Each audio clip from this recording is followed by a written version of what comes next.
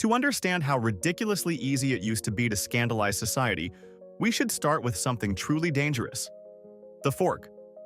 Yes, the tiny metal food stabber sitting peacefully in your kitchen drawer. In 11th century Europe, using one could get you branded as a spoiled, ungodly show-off.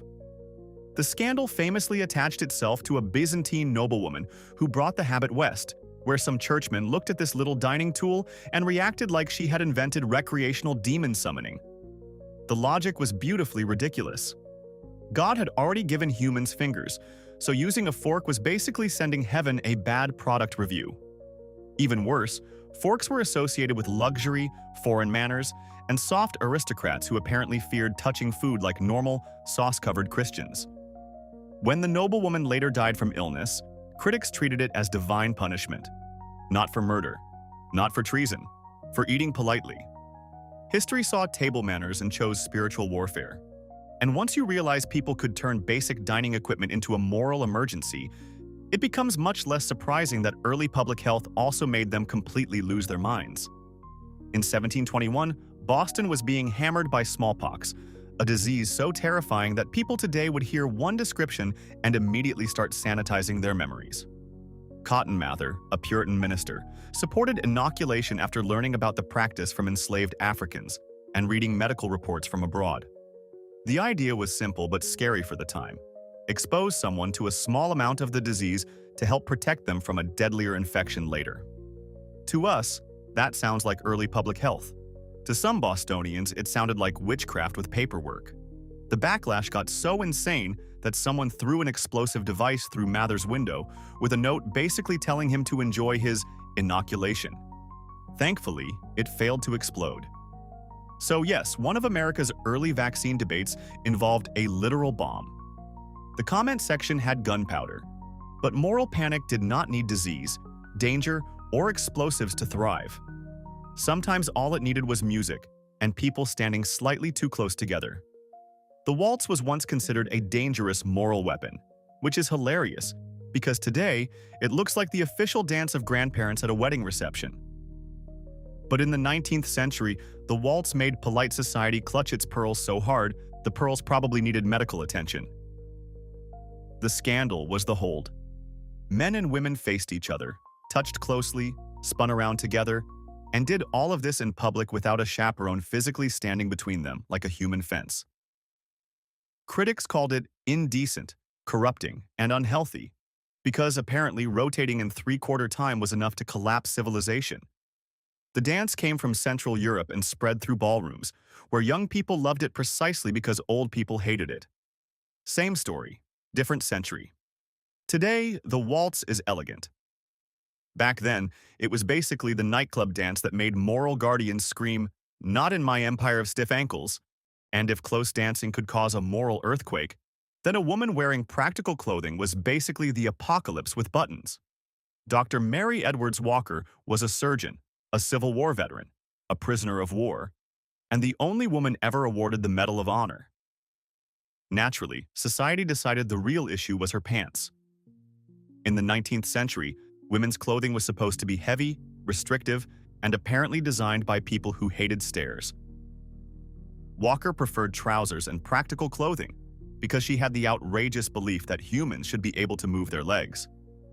For this crime against fabric tradition, she was arrested multiple times for dressing like a man, not robbing a bank, not starting a duel in a bakery, wearing pants. She argued that her clothing was comfortable, hygienic, and useful, which made far too much sense for the fashion police of the time. Today, half the world owns sweatpants they would defend with their life. Back then, a woman in trousers could cause a public disturbance just by walking down the street with functioning knees. Of course, the panic over women moving freely did not stop at walking. It also followed them onto horses, because apparently even transportation needed gender rules. For centuries, respectable women were expected to ride side saddle, which meant sitting sideways like the horse was a moving sofa, and gravity was merely a suggestion. The reason was not comfort, because nobody with a spine could call that comfortable. It was modesty. Society decided that if a woman rode astride, with one leg on each side like men did, civilization might collapse directly into the nearest stable. riding astride was considered too bold, too masculine, too physically free, and therefore deeply suspicious. The irony is that side saddle was less stable and often more dangerous, especially at speed, but at least everyone's ideas about ladylike suffering remained intact. A woman riding astride could trigger whispers, lectures, and full public judgment, as if she had personally kicked Victorian morality in the ribs. Today, we would call it basic safety. Back then, it was scandal with hooves. And then came film, which gave society an exciting new place to panic about things people had already been doing forever. The first famous on-screen kiss was not a steamy movie scene by modern standards. It was two actors, May Irwin and John Rice, recreating a kiss from a stage play in an 1896 short film. That was it. No dramatic music, no slow-motion rain, no forbidden vampire romance. Just two people leaning in and kissing while early film cameras captured the moment. And the public reaction was explosive. Newspapers called it vulgar. Moral watchdogs demanded censorship. Some people wanted police intervention because apparently seeing affection on a screen was one step away from the fall of the Republic. The funniest part is that audiences had watched far rougher entertainment on stage for years, but the camera made it feel more intimate and therefore more horrifying to the professional outrage industry. Today, a kiss barely registers unless someone is doing it during a superhero explosion. In 1896, it was enough to make America yell, "Arrest the movie!" Once modern media started spreading trends faster, society found a new enemy even more terrifying than kisses on film: women with short hair. In the 1920s, women cutting their hair into a bob became a scandal so dramatic you would think hair itself had joined a criminal organization. The bob was short, sharp, modern, and connected to flappers, jazz clubs, changing gender roles, and women who had the audacity to look in a mirror and say, "Maybe I do not need 12 pounds of hair to be respectable." For many traditionalists, this was not just a haircut. It was rebellion with scissors. Some employers fired women for bobbing their hair. Some husbands threatened divorce. Preachers warned that short hair was a sign of moral decay because apparently eternal damnation could begin at the barbershop. Beauty salons were packed, families were furious, and newspapers treated the trend like a national emergency. Today, a bob is just a hairstyle. In the 1920s, it was a tiny helmet of social chaos. And while women were being judged for haircuts, men in New York were busy proving they could also turn fashion into public violence, because equality sometimes arrives in the dumbest possible form. The 1922 Straw Hat Riot is one of those events that sounds like a deleted scene from a comedy about a city run entirely by aggressive hat nerds.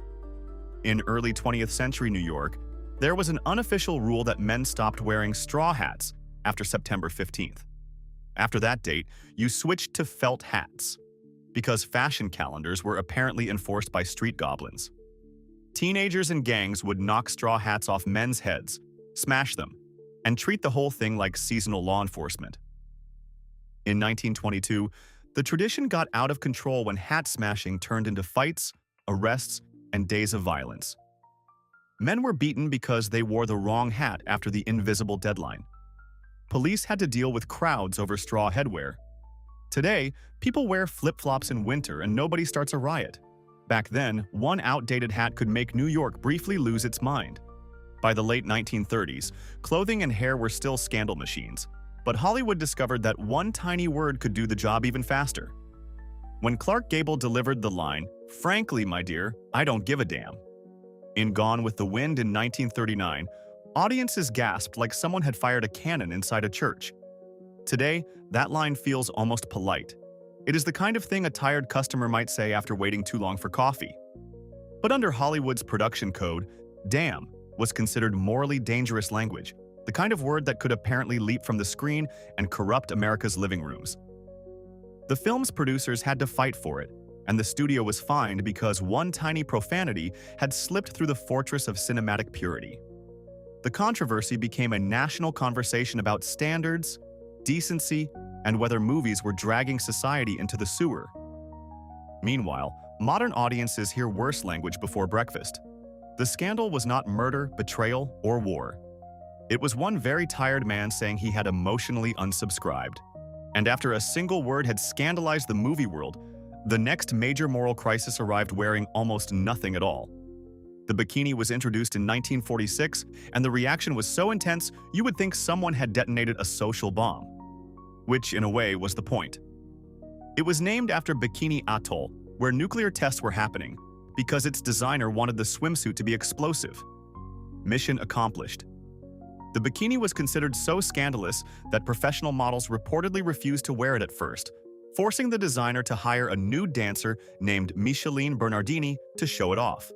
Religious leaders condemned it, conservative commentators panicked, and several places banned it from beaches and beauty contests. Catholic authorities treated it as a serious moral problem because two small pieces of fabric apparently had the power to threaten civilization more effectively than actual warheads. Today, bikinis are standard beachwear. In 1946, they were viewed as textile terrorism. Nothing says moral crisis like ankles becoming old news and midriffs entering the battlefield. And just when you think society had finally run out of harmless things to panic about, the 1980s arrived and pointed dramatically at board games. Dungeons and Dragons became the target of a moral panic so theatrical that you would think teenagers rolling dice were opening portals under the dining room table. The game was about imagination, fantasy quests, character sheets, and arguing for 20 minutes about whether a goblin could be intimidated by a bard with poor life choices. But during the Satanic Panic, some parents, pastors, and media figures claimed it was a gateway to occultism, violence, and cult activity. News reports treated rulebooks like forbidden grimoires. Kids playing elves and wizards were suddenly suspected of dabbling in dark forces when most of them were really just trying to calculate armor class without failing math. The panic fed on fear of fantasy, youth culture, and anything parents did not understand. Today, Dungeons and Dragons is mainstream, wholesome, and played by celebrities. Back then, a 12-sided die looked like evidence.